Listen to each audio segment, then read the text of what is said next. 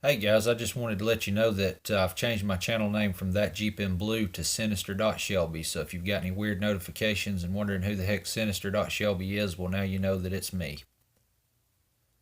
Also, I talked about in my last video the 2014 touchscreen in the Shelbys that the snake would come up on screen and it says the GT500. So I just wanted to show that.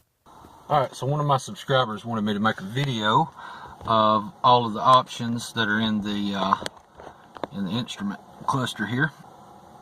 So I thought I'll put that together right quick and get it up on YouTube. Like I say, I'm going to try to upload videos a lot more often if I can at all. I'm sure there'll be spells where I'll upload 3 or 4 in a week, and then there'll be spells where, you know, I might even go a month without uploading, but that's just how it is. So when I first turned the key on the car, this is what I see. I'm not sure. I could probably change that. So gauge detail. Anyway, use this D-pad right here on the left side of the steering wheel to navigate this screen here between the tach and the speedo. So I'm going to press the D-pad to the right, and gauge detail comes up. So if the car was running right now, it would tell me the oil temperature. But as you can see up at the top, we have inlet air temperature, oil pressure, oil temperature, voltage, and then scroll down and we have air fuel ratio, boost, vacuum, and then we're back to inlet air temperature. You can scroll to the right and it'll give you a gauge. So there's air fuel ratio. Go down here to the boost, and then you can get a boost gauge, and then oil pressure. Well, it's not letting me have oil pressure. Inlet air temperature. Yeah, I knew there was one. I think it's the oil pressure here that it won't give you an actual gauge.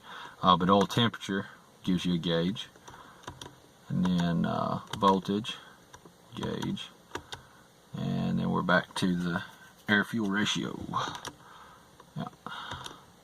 Alright, so now I'm going to scroll to the left.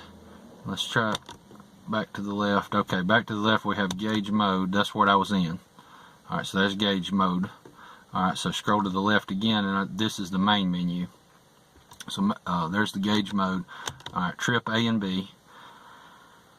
So that gives you your trip time, gallons used, and miles, and average miles per gallon. Now I'm going to scroll to the right again, and trip B. And think that may be the one that I reset. I may have left trip A alone and reset trip B. 2,819 miles, 3.2 miles to the gallon. So that may have been, this trip A may be the previous owner's information. So there's that. You try to scroll to the right again, it won't do it. So back to the left, back to the left. Alright, down here we hit fuel economy. Now this will show you in real time what you're getting. And then if I press OK in the center of the D-pad, it will of course reset that. So there's that, and let's scroll to the right again. That's the last 5 minutes, and then this is all time, I guess, or since it's been reset last. Alright, let's try to go down. Yeah, that just brings me to track apps. So let me go to the left again. Okay, so yeah, I scrolled down and it just went ahead and brought me to track apps. So I'm going to press to the right or OK will bring me into the track apps. So track apps, you got it tells you that advanced track is on, launch control is off, steering mode is standard, and suspension is in normal. Yeah, it's not going to let me change anything from here. So if I wanted to turn advanced track off, what you do is right here beside the shifter, this button in the front right here, there's traction control. You press it once. Let's see if it'll do it with the car not running. Alright, so you press it once and traction control is off. Alright, now you press and hold to turn advanced track off. So let me press the brake. Alright, now I'm pressing and holding traction control button, and there we go. Advanced track is off. So anyway, there's advanced track. Now, advanced track has to be on, from what I understand. I haven't used it yet, but from what I understand, advanced track has to be on for launch control to work. Let's see, I'm going to use the D-pad again. Alright, so here we go. We can go in and configure launch control. Alright, so launch control, okay. Let's just turn it on. Alright, now RPM setting. So this will be the setting between 3,000 and 4,000 RPM. So when you turn on advanced track, launch control, which you can do with this button right here. Once you have it set up, all you have to do is press that launch control button on the far left right there. I know it's not focusing, sorry about that. There we go. So you press that button and your launch control will be ready to go. The throttle to the floor, and it'll rev it to 3,000 RPM. Then when it's time to go, you dump the clutch and advanced track takes over and get the best launch possible as far as the computer can give you. So of course you press up on the D-pad and you can change the RPM settings. It goes by 100 RPM each time. So there's that. Now let's go back. I'm just going to go ahead and turn this off because I haven't really messed with it. So launch control's off, and let's go back again. Accelerometer. So this, if you can tell, there's a little red dot right there in the center, and it's going to tell you how many G's you've pulled. So we'll go to the left again. Acceleration timer. So you can do 0 to 30, 0 to 60, 0 to 100, and 1/8 mile and 1/4 mile. And so let's just go 0 to 30. Automatic start would mean if I press this, when the car starts moving is when it's going to start the timer. So let's go back if it'll let me. Accelerate to start, test canceled. Okay, there we go. Countdown start is where the Christmas tree comes up. So let's see. Press OK to start. So here we go. There we go. And I think I have to turn the car off to reset that since I didn't go. So let me turn the switch off. Turn it back on. Okay, acceleration timer. Now, so evidently this screen in the middle just goes back to wherever I left it last. Then brake performance, 60 to 0 and 100 to 0. Press OK to begin. I don't want to do that. So let's go back. Come on, go back. Okay, sure. Alright, so brake performance, view and clear results, and then back to launch control. So there's the track apps. Alright, you can see the suspension's in normal. The way I changed that is this button right here in the center. You press that button. Alright, I'll press the button and you get the S for sport. And then I'm going to press the button to the right over here and that'll change my steering mode. You can see comfort, sport, standard. Alright, so there's that. Now let's go back to the main screen. Settings. Alright, so vehicle, you can do the auto lamp delay. So like when you get out of the car, if you want your lights to stay on 30 seconds after you close the door and lock it, it'll do that, or 45, or probably up to a minute. Locks. Auto lock would be when you start to move or get over 10 miles an hour, the doors automatically lock. I think I have that off, yeah. And then auto unlock would be so when I stop the car and turn it off, it automatically unlocks. Menu control, standard, and memory on. So I guess if I didn't have memory on, then this menu here would not stay where I left it. But I'll leave memory on, that way when I do get my launch control set up, it will it'll remember where I have it set. Alright, and then oil life, I just had the oil changed. I don't want to reset that.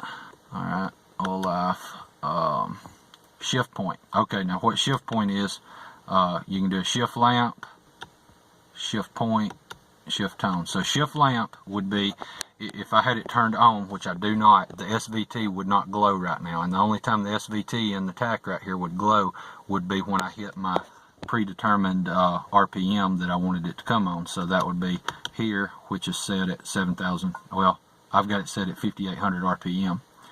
Alright, and then shift tone, it gives an audible ding, kind of like when you open the door, to let you know it's time to shift. Alright, so let's go back. You can change the steering feel from this screen here, standard, sport, comfort. Let's see, and then we're back to auto lamp delay. So let's go back. Alright, so my color, this is a feature that I like a lot, so gauge color. Alright, the gauge color, hopefully you can see it. Right now my gauges are blue and my halo is white. So let's change it to orange and go back to gauge color. I'm going to put it back on blue. Alright, now let's go back. Oop, my color. So here's the halo. So like I said, the halo right now, you can turn it off. So there's off. It didn't make much difference because I've got it on white, but there's that. And then halo light, turn that back on. Now let's go back and let's go to halo again, halo color. So it's white now, we can turn it to green. Halo color, we can turn it to purple.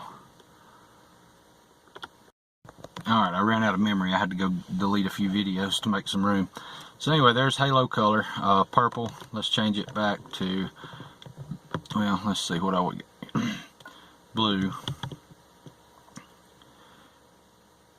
And halo color, and I want to change it back. Well, my color, evidently you can mix your own colors. I hadn't fooled with that, so I don't know exactly how that works, but I may mess with it one day. Alright, so we'll go back to white. Okay, so now there's halo. We'll go back. Halo, now ambient light. So ambient light is going to be the cup holder, the footwell. You can see the blue glowing down there. And even in the back, in the footwell, there's a light that glows back there. So that's what the ambient light is, and you can change it to all the different colors that you have available on the gauge in the halo.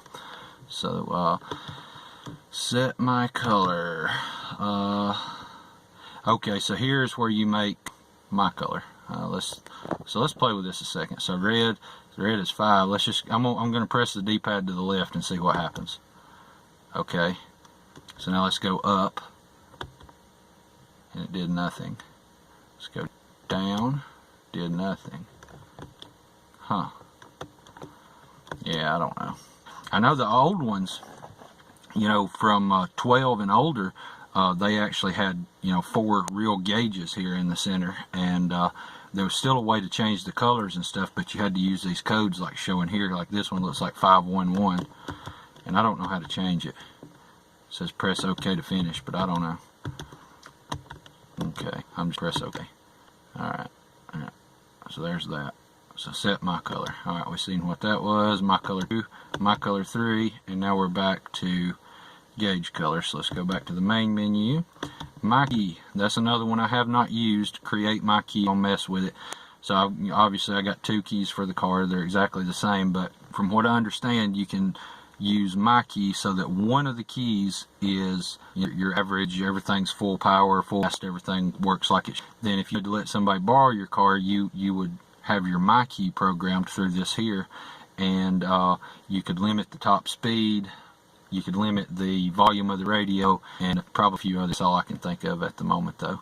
Seems like maybe even something about the seat belt. Plan on letting anybody drive my car except my wife, and then of course language. That's going to be able to change it to Spanish, English, French, whatever.